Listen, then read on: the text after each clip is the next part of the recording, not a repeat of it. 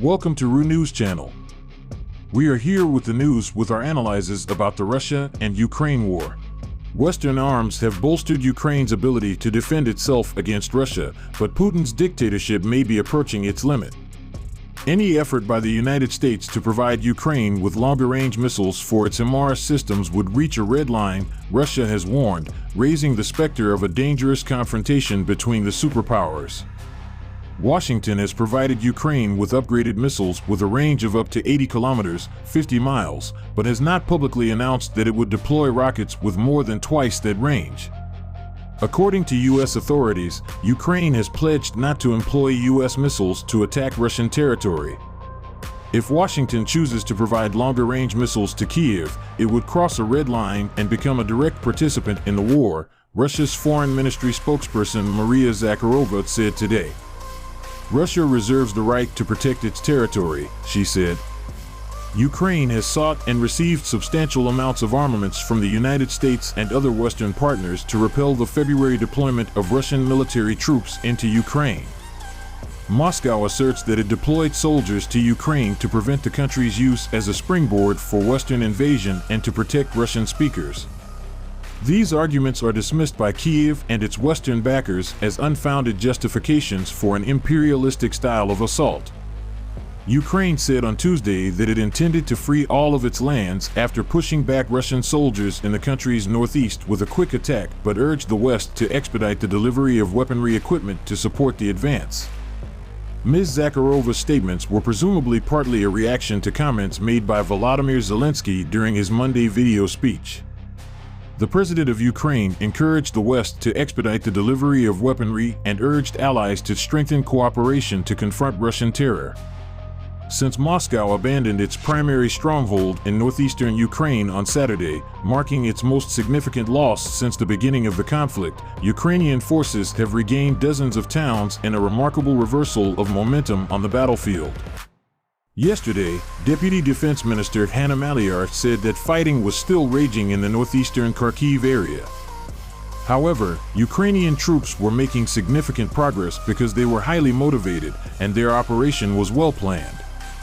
She remarked while traveling to Balaklia, a vital military supply center seized by Ukrainian troops late last week. Balaklia is located 74 kilometers, 46 miles, southeast of Kyiv, the second biggest city in Ukraine. Ms. Malia said the objective is to free the Kyiv area and all other Russian Federation-occupied territories. Himars, which stands for High Mobility Artillery Rocket System, has been credited with shifting the course of the battle in Ukraine since June when they were initially provided.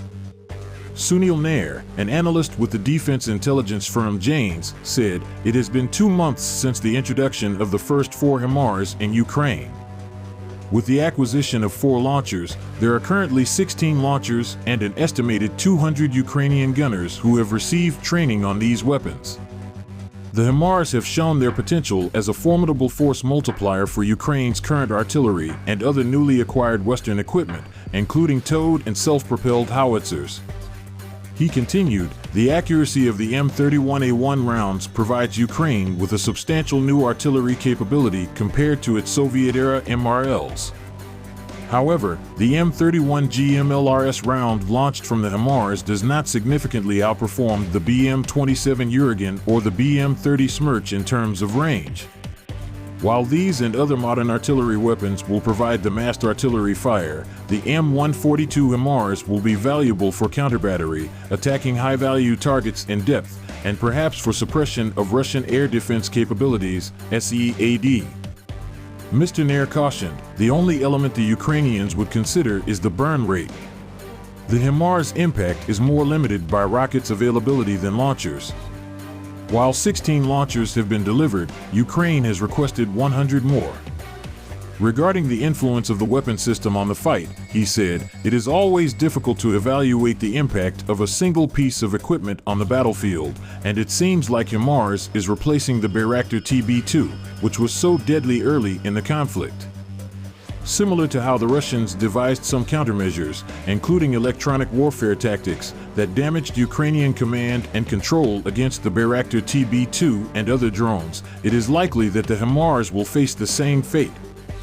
Therefore, with the Himars, Ukraine has a weapon system that is capable of long-range assaults with a high degree of accuracy and gives a chance to diminish Russia's physical, intellectual, and moral potential. Despite their leader's optimistic evaluation roughly 7 months after the invasion of Ukraine, the Russian military's dismal performance has come under scrutiny after a series of defeats. According to a military expert, Russia threw its finest soldiers into the meat grinder in the early phases of its conflict against Ukraine. And Vladimir Putin's assurance that the so-called special operation is proceeding according to plan exacerbates the situation, according to Simon Miles, an assistant professor at the Sanford School of Public Policy at Duke University. Since September, the Ukrainian government claims that Ukrainian troops have recaptured vast swaths of terrain in the nation's northeast. British MOD claimed that Russian forces, including members of the 1st Guards Tank Army, 1 GTA, had evacuated the Kyiv area in response to a ferocious Ukrainian assault.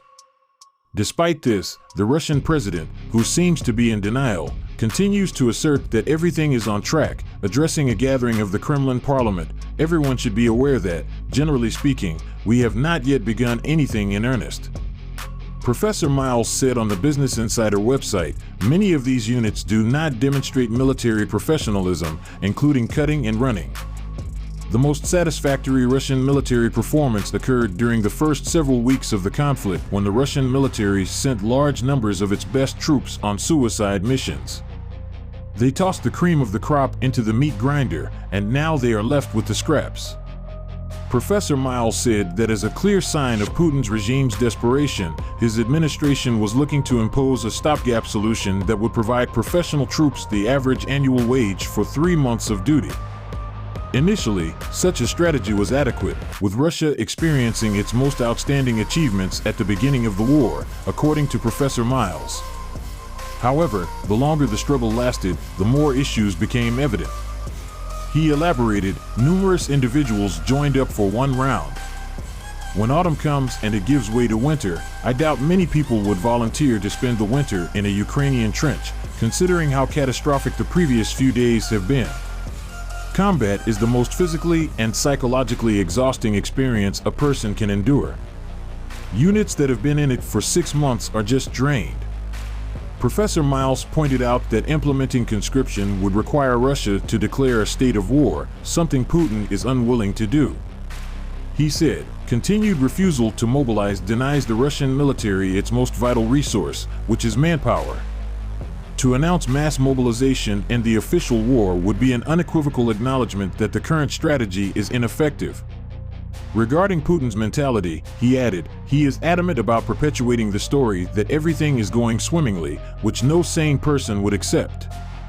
The comments of Professor Miles reflect those of Brendan Kearney, who said, the Russians have swiftly shown that their military is indeed borderline ineffective. Yesterday, when visiting regained cities, Ukraine's president, Volodymyr Zelensky, swore to lead Ukraine to victory in its battle against Russia. Mr. Zelensky visited Izium on Wednesday, until 4 days ago, Russia's primary stronghold and logistical center in the Kyiv area. He saw the raising of the Ukrainian flag in front of the destroyed municipal council building. In a social media post, Mr. Zelensky said, our blue-yellow flag is already flying in Izium after its liberation. And this will be the case in all Ukrainian cities and villages. Earlier on Wednesday, he awarded honors to troops who liberated Balaklia, another town recaptured during the last few days. According to citizens and local police, people were slain during the months of Russian rule. Russia denies striking people intentionally. According to the Ukrainian president, his army has freed over 8,000 square kilometers, nearly the size of Cyprus, of the area this month. Don't forget to subscribe to our channel and like our video.